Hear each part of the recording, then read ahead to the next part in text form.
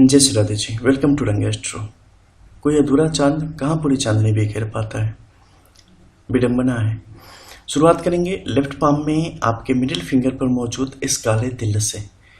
क्या मतलब है इसका? जब भी आपके मिडिल फिंगर यानी कि शनि की इस अंगुली पर कहीं भी किसी प्रकार के काले तिल की स्थिति उत्पन्न होती है तो इसका पूरा प्रभाव आपके दाम्पत्य जीवन पर आता है, यानी कि आपकी मैरिड लाइफ पे आता है और उसमें ढेर सारी कहानियां इकट्ठी हो जाती है, कंट्रोवर्सीज वहाँ पे इकट्ठी हो जाती है।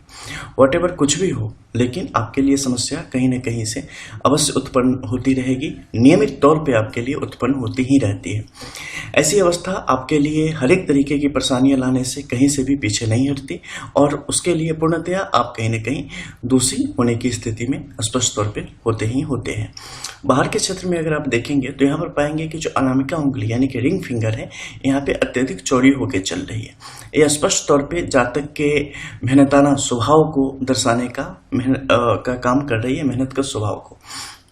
ये स्थिति बड़ी उत्तम होती है, लेकिन साथ ही अगर आप आएंगे शनि के क्षेत्र में तो पाएंगे कि यहाँ की स्थिति बिल्कुल इसके विपरीत है, यानी कि ये जितनी चौड़ी अवस्था में यहाँ पर विद्यमान है, ठीक उसके मुकाबले उतनी ही ज़्यादा पतली अवस्था में और साथ में एक ब्लैक मोल्ड के साथ यहाँ पर विराजमान है, जो कि कतई भी बेहतर नहीं होता। शनि का ये क्षेत्र जितना अधिक बड़ा होगा ये उतना ज़्यादा बेहतरीन अवस्था को दर्शाने का यहाँ पर स्पष्ट तौर पर काम करता है, क्योंकि शनि के क्षेत्र में अगर कहीं से भी कुछ मलिनता आई तो उसका प्रभाव स्पष्ट तौर पे पूरे जीवन पर समान रूप से व्यक्ति के पड़ता है और साथ ही जो उनके साथ जुड़ाव में होते हैं उनके जीवन को भी उसी प्रकार से प्रभावित करने का काम करता है।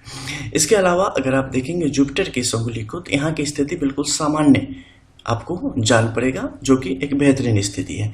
और जब नीचे आएंगे तो यहाँ पर आप पाएंगे कि जो जुपिटर का अमाउंट एरिया है समान रूप से इनका विकास हुआ है, प्रतिबिंबित हो रहा है और इस पर जो रेखाएं हैं उनकी स्थिति थोड़ी सी दुश्वारियों को दिखाने के लिए पर्याप्त है। जैसे कि अर्धव रेखाओं की स्थिति आड़ी तिरछी अवस्था में कोई खास सिंबल में परिणत नहीं हो पा रहा है। परिणत न होना निश्चित तौर पे एक बुरी स्थिति को दर्शाता है। इसे ऐसे मान लो कि जैसे कि आपने कुछ खाना बनाने आप गए, मिलाने को सारे मसाले मिला दिए, जो भी उसके ज़रूरी चीज़ें थी आपने मिला दी, लेकिन आइटम बना नहीं, ठीक है, और सब इधर उधर बिखर गए। बिल्कुल उसी तरीके से है, कोई एक शक्ल नहीं ले पाया, रूप नहीं ले पाया और आ गई सारी चीज़ें, तो ये बैठे बैठे कचरे के रूप में यहाँ पर परिणत हो जाती है। उसे ही दिखाने का काम करता है। इसका के कारण व्यक्ति के सामाजिक क्षेत्रों में स्वयं के निजी रूप से जो उसके विकास का क्रम है वो कहीं ना कहीं इसमें इसके कारण रुकावट की स्थिति में आ जाता है। सामाजिक तौर पे उसकी प्रतिष्ठा कहीं ना कहीं आघात में आ जाती है। आर्थिक तौर पे उसकी संपन्नता कहीं ना कहीं औरों पे निर्भर होती चली जाती है। तो ये सब सारी स्थितियां हैं जो कि उसके लिए मुश्किलें पैदा करते हैं। इसके अलावा सामने से सीधी खड़ी रेखाएं जातक को नास्तिक भी बनाती है और कई दफ़े अपने मन का करने वाला बनाती है। इसे ऐसे समझ ले कि हमारे पास हुनर कुछ ना हो, हमारे पास कोई भी काबिलियत ना हो और हमसे अगर पूछो तो बातें हमसे लो, यानी कि जितनी ज़्यादा गर्म बातें करनी हो, करने का मतलब ऐसी बातें जो कि किसी को भी उद्वेलित कर दे, किसी को भी परेशान कर दे, किसी को भी तकलीफ मिला दे, ऐसे नखरे जिसे आप कह सकते हैं, वैसे कुछ करना है तो हमसे आप लें। तो ऐसी चीज़ों को प्रदर्शित करने का यहाँ पर काम करता है। इसके अलावा बात करेंगे आप सैटर्न के इस नीचे के क्षेत्रों में, तो यहाँ की जो परिस्थिति है इस पर काफ़ी गौर फरमाया जाना चाहिए। किस लिए फरमाया जाना चाहिए? बिकॉज काफ़ी पेचीदा स्थिति है यहाँ रेखाओं की, ठीक है।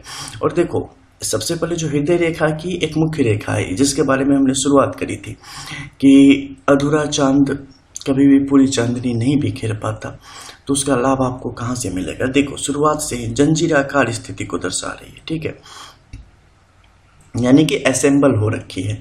छोटी छोटी रेखाएं आपस में करते करते इसने इस हृदय रेखा का निर्माण किया है।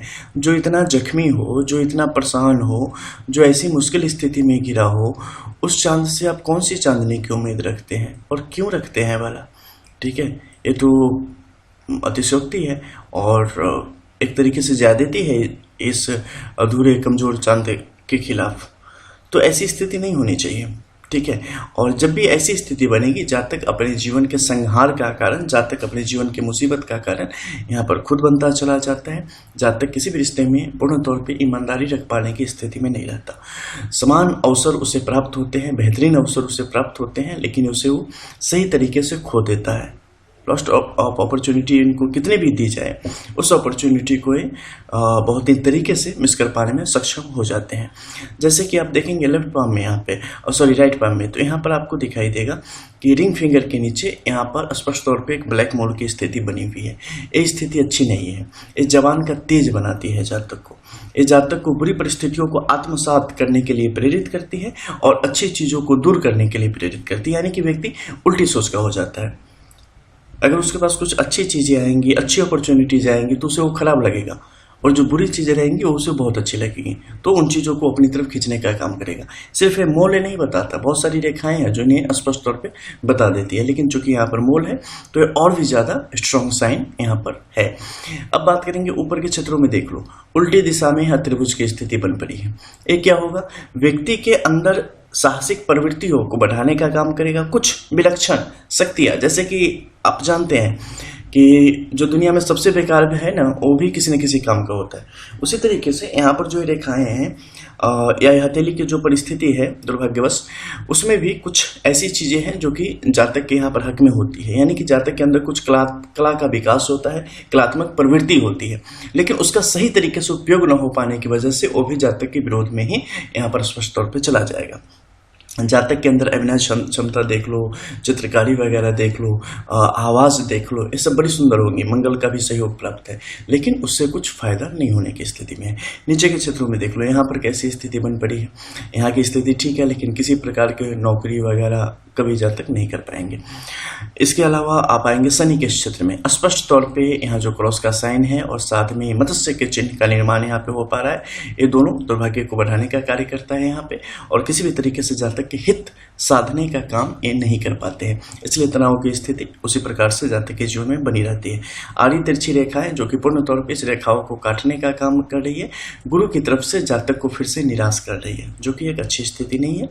और आर्थिक तौर पर जातक निजी रूप से कभी भी संपन्नता की स्थिति को प्राप्त नहीं करेंगे, उन्हें हमेशा किसी न किसी के सहारे की स्पष्ट तौर पे यहाँ पे जरूरत होगी।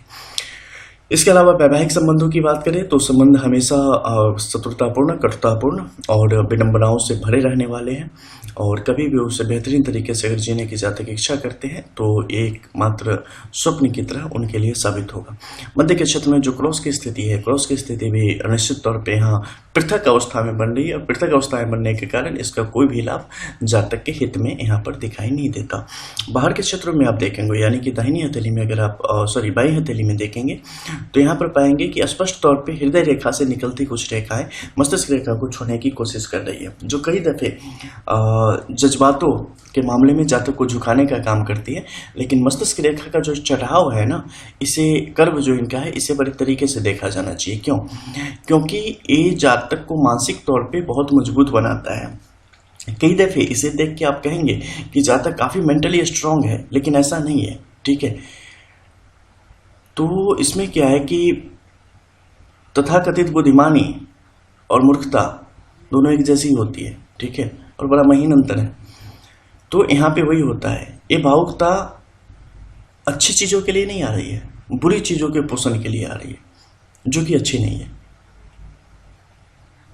और सोच ऐसी, जिद इस प्रकार की ऐसी प्रवृत्ति में आ जाती है व्यक्ति के अंदर, सुनेंगे सबकी, करेंगे अपने मन की, और फाइनली वही होना चाहिए। अगर नहीं होगा तो जीना मुहाल हो जाएगा।